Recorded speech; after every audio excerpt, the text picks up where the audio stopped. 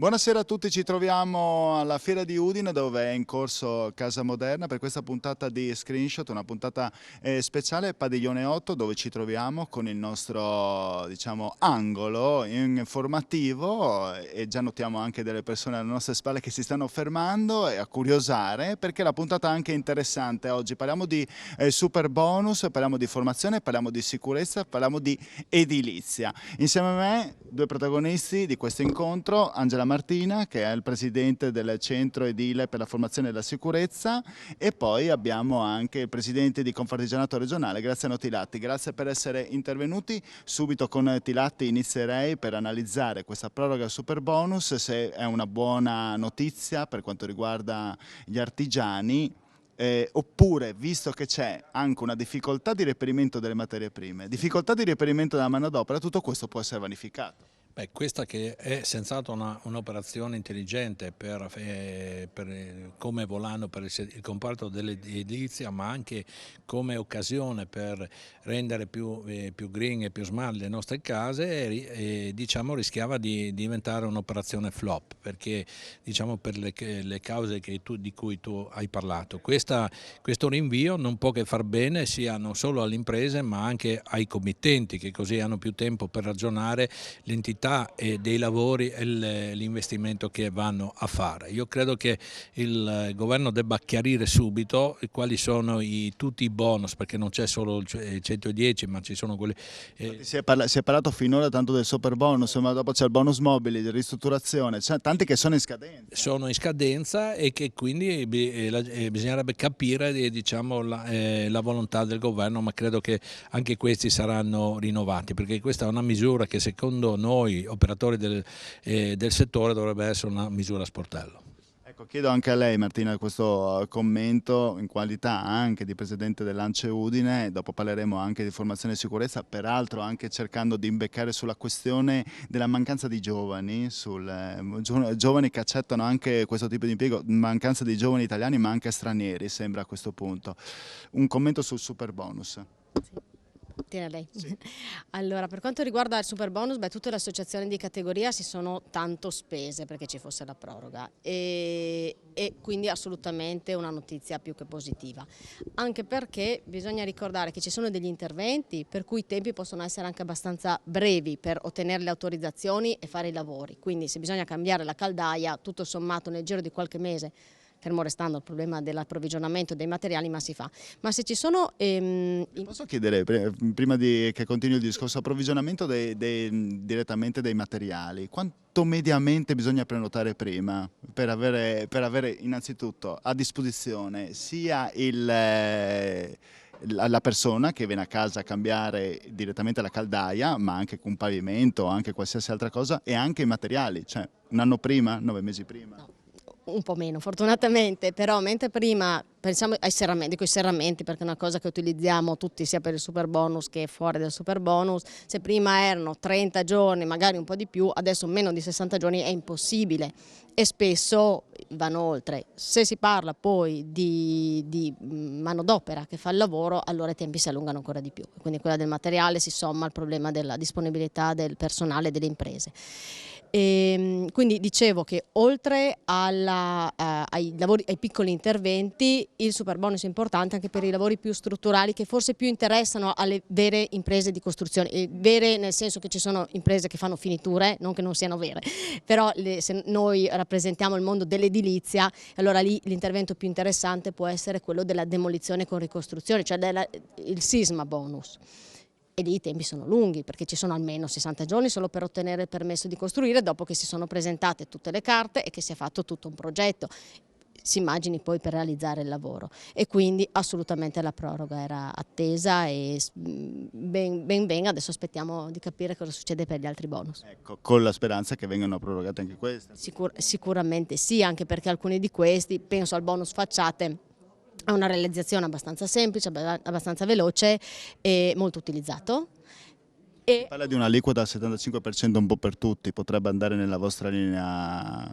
Qui facciamo così, dico il mio pensiero che non è Certo. spesso condiviso dai miei colleghi, quindi dico il mio pensiero personale. Viva la sincerità anche a livello personale, però magari può anche lanciare un messaggio. Così, ma cerco magari di farmi portavoce anche dell'alta visione. Ritengo che purché ci sia e abbia una prospettiva temporale abbastanza ampia per permettere una progettualità, va bene che sia abbassata l'aliquota. Dico anche quello che dicono alcuni miei colleghi, il 75% magari non consente a chi all'interno di un condominio non ha intenzione di fare il lavoro, non ha la liquidità, non ha la disponibilità, allora rischia di bloccare i lavori ad esempio di un condominio e quindi di inficiare l'opportunità che altri hanno. Quindi c'è questo... Si scontra, diciamo, il benessere del momento con quello che c'è, la disponibilità, insomma. Senta, Tilati, volevo affrontare la questione della manodopera, che dopo parlerò anche con la Presidente Martina. È vero che si trova difficoltà a trovare manodopera italiana ma anche straniera in questo momento? Beh, credo che l'italiana, diciamo in particolare quella autoctona friulana, credo che la lingua friulana non sia una delle lingue più usate all'interno del cantiere. Per quanto riguarda poi c'era una parte italiana, poi c'era una parte di manodopera che era venuta con i primi flussi migratori, che si era insediata, che aveva avuto i permessi e che era stata formata, che oggi all'improvviso ci viene sottratta dai paesi nordici tipo Svizzera, Germania, dove queste persone vengono attratte perché anche là hanno gli temi che abbiamo noi e quindi non avendo manodopera loro la sottraggono a noi. Certo che la burocrazia là è un po' più veloce perché oltre al permesso di soggiorno sistemano tutta la famiglia, c'è un'accoglienza diversa, ci sono dei servizi e spesso la moglie può trovare anche un'occupazione anche la moglie e quindi ecco che tutto lo sforzo fatto prima di accoglienza e poi di formazione lo consegniamo poi ai nostri amici europei. Quindi... Io magari le interrompo perché ha giustamente imbeccato un determinato di discorso, cioè della serie formiamo per poi essere scippati? Accogliamo, formiamo, Accogliamo, formiamo. accogliamo, che è un tema giusto anche perché noi veniamo da Accoglienza costruttiva. no, accoglienza inclusiva, costruttiva, anche perché siamo figli, la nostra regione diciamo, è più popolata fuori, quindi siamo stati un popolo a nostra volta di emigrati, però una volta accolti, formati, veniamo scippati dai paesi del nord che offrono situazioni anche di sistemazione per la famiglia molto più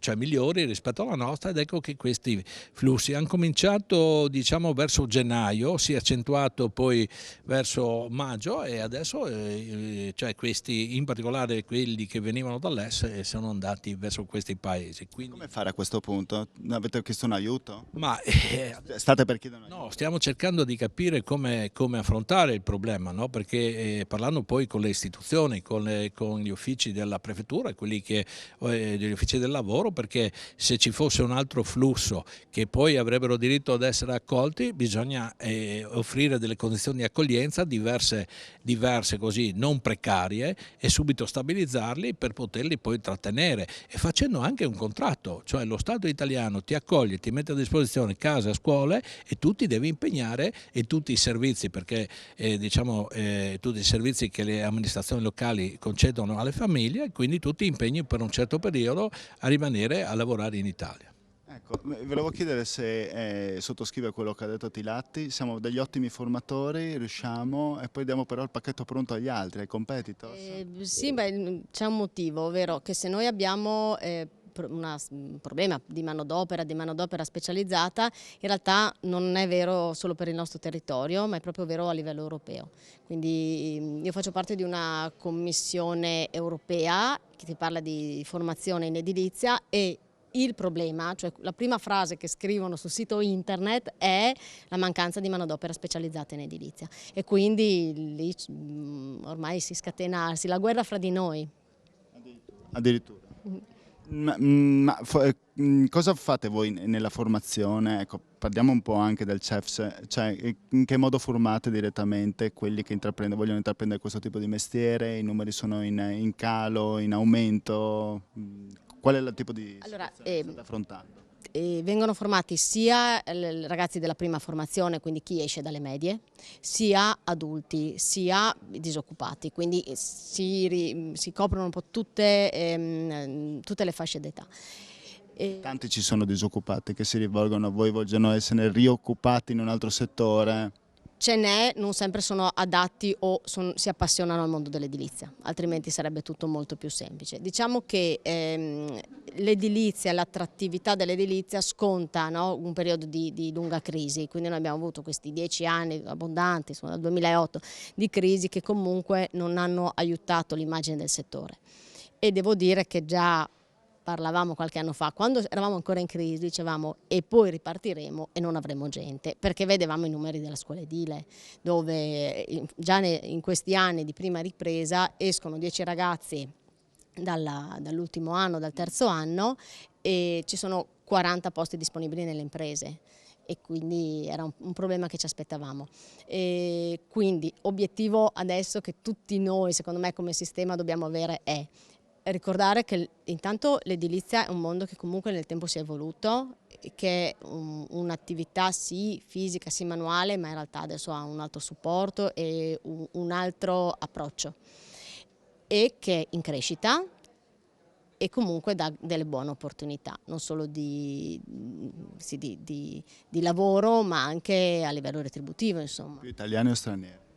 E attualmente ci sono più stranieri, sia nella scuola che Gli italiani non vogliono spingersi perché pensano ancora, c'è il vecchio retaggio appunto che l'edilizia è ancora quella vecchia, l'edilizia è un settore che magari può andare in crisi, cosa vai a fare l'edile che magari guadagni poco? C'è ancora sì, quella mentalità che comunque il lavoro manuale, il lavoro fisico, i genitori magari tendono a sconsigliarlo, ma siamo fiduciosi, insomma, che poi ci sarà la ripresa. Bene, allora con questo messaggio di fiducia noi andiamo in pubblicità, restate qua, voi telespettatori e anche gli ospiti, ci vediamo tra pochi minuti.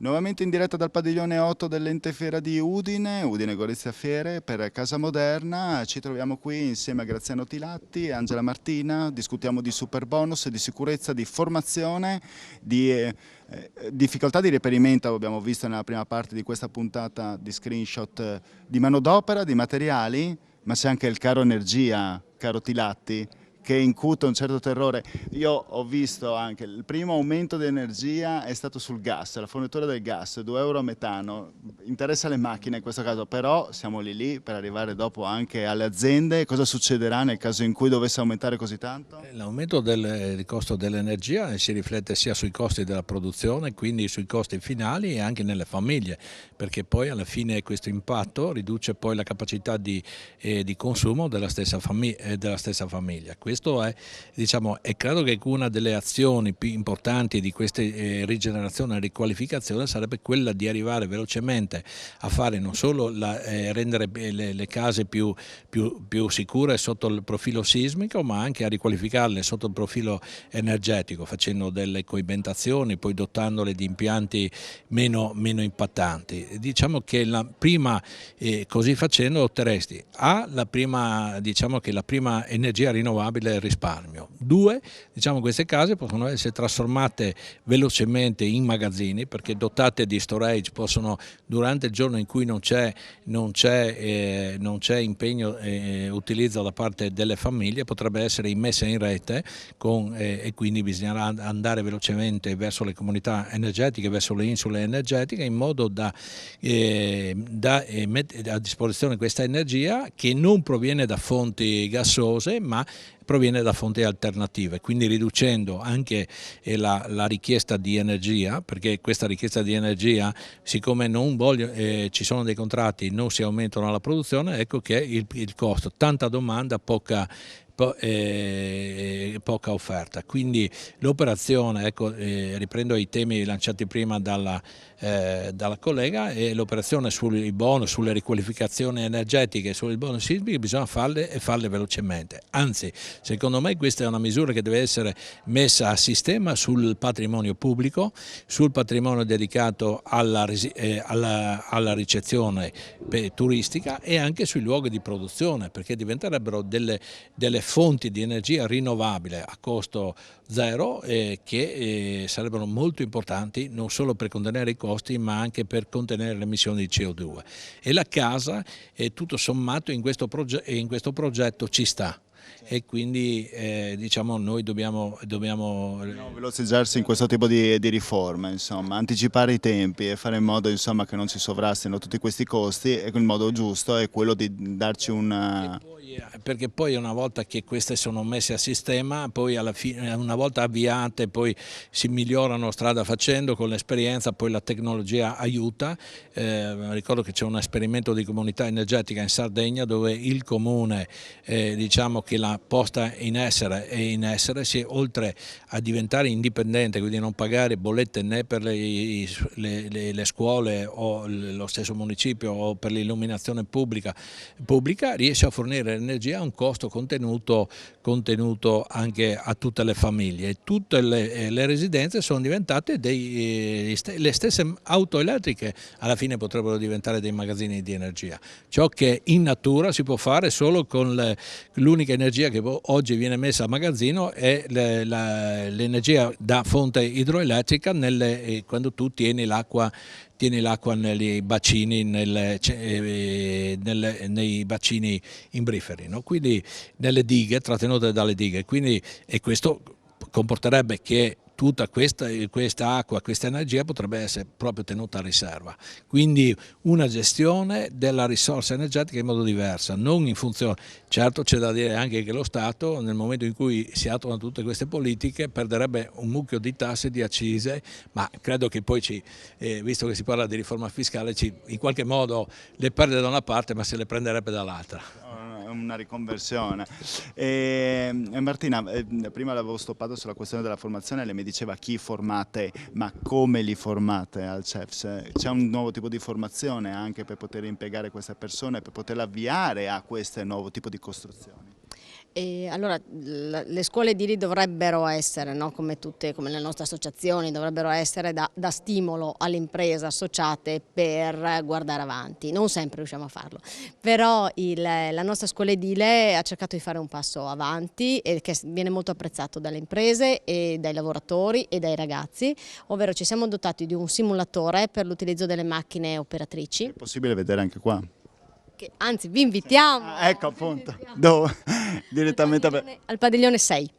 E quindi vi aspettiamo perché insomma lo stand comunque lo vedete all'ingresso, c'è un simulatore e in questa occasione abbiamo anche organizzato delle gare fra gruisti ed escavatoristi virtuali, cioè 2 selezioni, anzi i gruisti sono già stati selezionati, hanno già vinto la scorsa settimana e comunque per far vedere un nuovo tipo di formazione che ha il duplice scopo di far capire comunque che l'edilizia va avanti, perché comunque le macchine operatrici di nuova generazione non sono un simulatore, sono vere, ma hanno una tecnologia molto avanzata.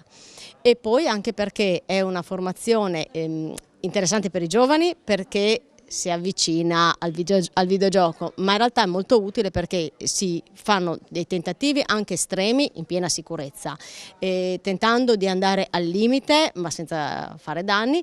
È anche ecologico perché si sa che se uno non sa utilizzare un escavatore va tanto di quel fumo e consuma tanto di quel carburante che è meglio lasciar perdere, qui invece grossi danni non ne fa.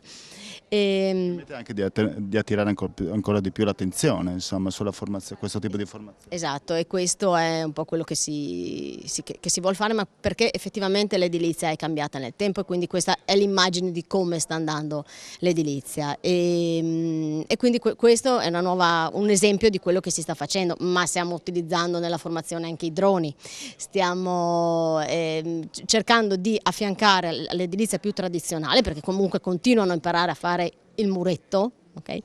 Ma si affiancano tutte le nuove formazioni anche È interessante quello che dice perché tante volte anche va a fare breccia di più nella gente e a far capire quanto è cambiato questo tipo di mondo, perché uno dice l'edilizia è uguale al muretto, no? Ci diceva prima, no, non è vero, cioè, mi parlava dei droni, una cosa molto interessante, mi parlava di questi simulatori, mi parlava insomma di gruisti contro escavatori, insomma, cioè, è un mondo completamente cambiato. Quello su cui invece rimane forse un neo particolare è la questione della sicurezza.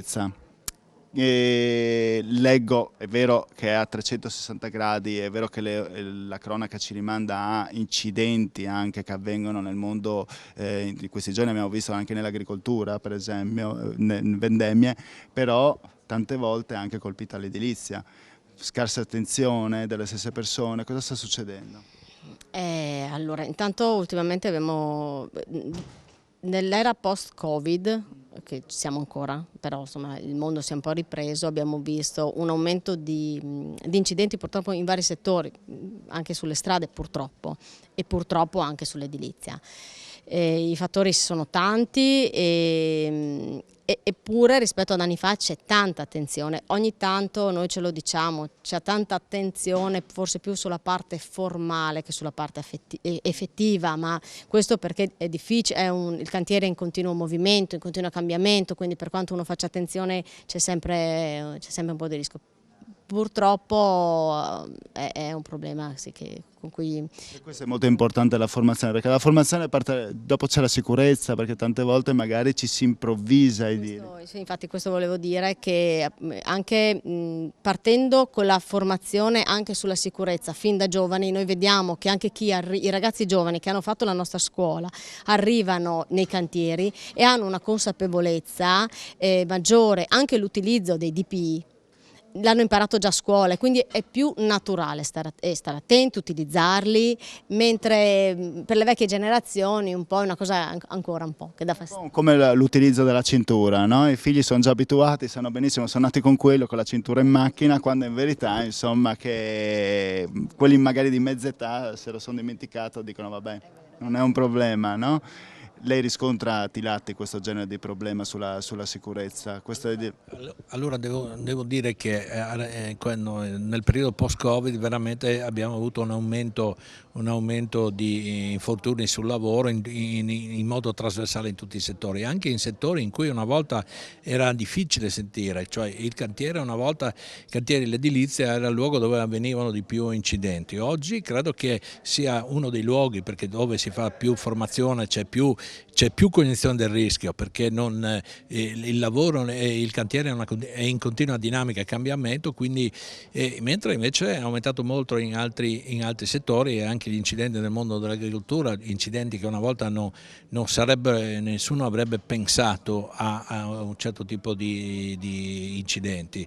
Quindi io dico che oggi siamo qui alla Casa Moderna, abbiamo parlato, abbiamo questi centri di formazione che fanno un ottimo lavoro, non solo nella formazione di base per avere gli operai, ma anche poi per farli lavorare in sicurezza.